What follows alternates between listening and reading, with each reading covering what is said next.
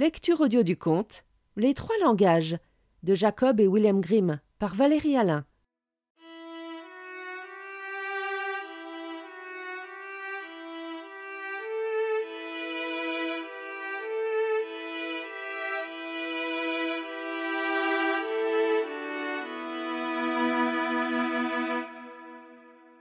Il était une fois, en Suisse, un vieux comte qui n'avait qu'un seul fils. Mais celui-ci était idiot et incapable d'apprendre quoi que ce soit. Son père lui dit alors « Écoute mon fils, j'ai beau faire tout ce que je peux, je n'arrive pas à faire rentrer quoi que ce soit dans ta tête. Tu dois partir d'ici, je vais te confier à un maître célèbre afin qu'il voie s'il peut faire quelque chose de toi. » On envoya le garçon dans une ville étrangère, et il resta chez le maître pendant une année entière. Lorsque l'année fut écoulée, il rentra chez lui, et son père lui demanda « Eh bien, mon garçon, qu'as-tu appris ?»« Père, j'ai appris ce que les chiens disent quand ils aboient, » répondit-il. « Que Dieu me garde !» s'écria le père. « Est-ce là tout ce que tu as appris ? Je vais t'envoyer dans une autre ville chez un autre maître. » On y emmena le fils, et il resta une année entière chez ce maître-là également.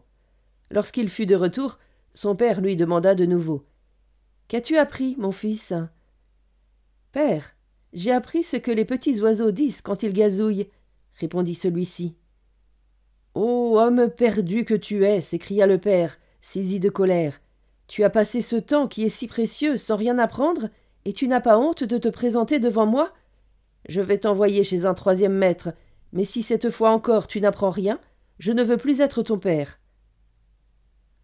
Le fils resta une année entière chez ce maître-là également. Et quand il rentra chez lui et que son père lui demanda « Qu'as-tu appris, mon fils ?» il lui répondit « Mon cher père, cette année, j'ai appris ce que disent les grenouilles quand elles coassent. » Son père entra alors dans une fureur sans borne, appelant ses gens et dit « Cet homme n'est plus mon fils, je le renie et je vous ordonne de l'emmener dehors, dans la forêt, et de le tuer. » Ils l'emmenèrent donc dans la forêt, mais quand ils furent sur le point de le tuer, ils ne purent le faire, tant ils avaient pitié de lui. Ils arrachèrent les yeux et coupèrent la langue d'un faon pour pouvoir prouver à son père qu'il l'avait bien tué. Le jeune homme se mit à marcher, et après avoir marché pendant un certain temps, il arriva près d'une forteresse où il demanda un toit pour la nuit. « D'accord, lui dit le seigneur du château. Si tu veux dormir dans la vieille tour, là-bas, vas-y.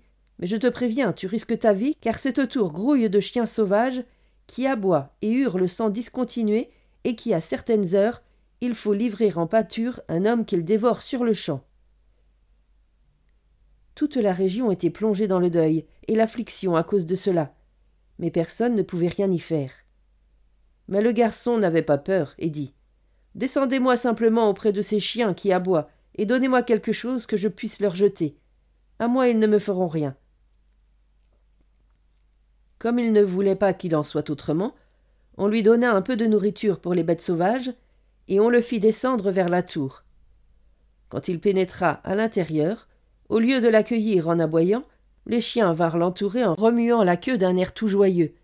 Ils mangèrent ce qu'il leur donna, et ne touchèrent pas un seul de ses cheveux. Le lendemain matin, à la surprise de tous, il ressortit de la tour, vivant et indemne, et il dit au seigneur du château « Les chiens m'ont révélé, dans leur langue, pourquoi ils vivent là, et pourquoi ils causent des dommages au pays. Ils sont ensorcelés, et ils doivent garder un grand trésor qui se trouve en bas, dans la tour, et ils ne trouveront le repos qu'une fois que ce trésor sera sorti. Et j'ai également appris à travers leurs paroles la façon dont cela doit être fait. » Tous se réjouirent en entendant cela, et le seigneur du château dit qu'il ferait de lui son fils, s'il y parvenait. Le jeune homme retourna donc dans la tour, et comme il savait ce qu'il devait faire, il le fit et ressortit avec un coffre rempli d'or. À compter de ce moment-là, les hurlements des chiens sauvages ne se firent plus entendre. Ils avaient disparu, et le pays fut débarrassé de ce fléau. Quelque temps plus tard, il vint à l'idée du jeune homme de se rendre à Rome. En chemin, il passa près d'un marécage dans lequel des grenouilles étaient en train de coasser. Il tendit l'oreille, et quand il entendit ce qu'elles disaient, il devint tout pensif et triste. Il finit par arriver à Rome, où le pape venait tout juste de mourir, et où une grande confusion régnait parmi les cardinaux, car ils ne savaient pas qui ils devaient désigner comme successeur. Ils convinrent finalement de désigner comme pape celui chez qui se manifesterait un signe divin. Et juste après que cette décision eût été prise, le jeune comte entra dans l'église. 2 colombes d'un blanc immaculé vinrent soudain se poser sur ses épaules, et elles y restèrent. Le clergé reconnut là un signe de Dieu, et on lui demanda aussitôt s'il voulait être pape. Il était indécis, ne sachant pas s'il était digne de cela, mais les colombes l'encouragèrent à le faire, si bien qu'il finit par acquiescer. Il reçut donc l'onction et fut sacré pape, et ainsi se réalisa ce qu'il avait entendu en chemin de la bouche des grenouilles, et qui l'avait tant bouleversé. Il allait devenir le Saint-Père. Il dut ensuite dire une messe, et il n'en savait pas le moindre mot.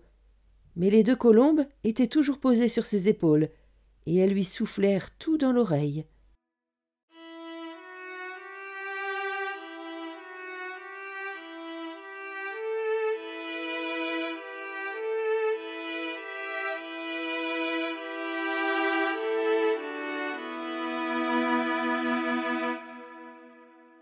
Fin de la lecture du conte Les 3 langages.